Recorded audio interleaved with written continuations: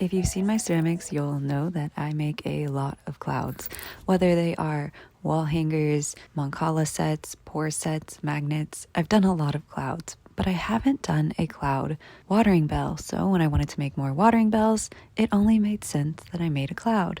Y'all were quick to let me know that someone had already done that. So instead, I made this little skull watering bell. But then y'all let me know, no, you still make that cloud, and y'all are absolutely correct. So let's make a cloud. Again, as always, I love to start with teeny tiny versions of my pieces just to get a feel for how it's going to go larger, and I just love making tiny stuff. So I started by making a hollow clay sphere, as I don't really love carving out or hollowing out solid tiny pieces. It's super easy to rip them and really hard to get enough carved out. So started with the hollow sphere and then attached a bunch of solid clay balls around it to create that cloud shape. Once I had a cloud shape that I was happy with, it was time to add the little spout on. So I just rolled out a piece of clay for the spout and got the little top slipped and scored on, so you have a nice little handle.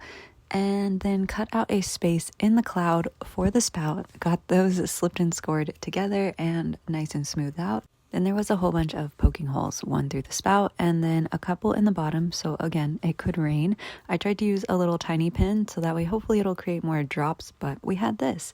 And I think it is so stinking cute. But then I got an idea for the bigger one. You see, what if instead of making that long regular spout, I instead made it a crescent moon, and the hole would go through like the thicker part of the moon, so it would still work as a watering bell, but it would kind of be disguised as a cloud sculpture. I don't know if it'll work, but I guess we're gonna find out together. See you tomorrow.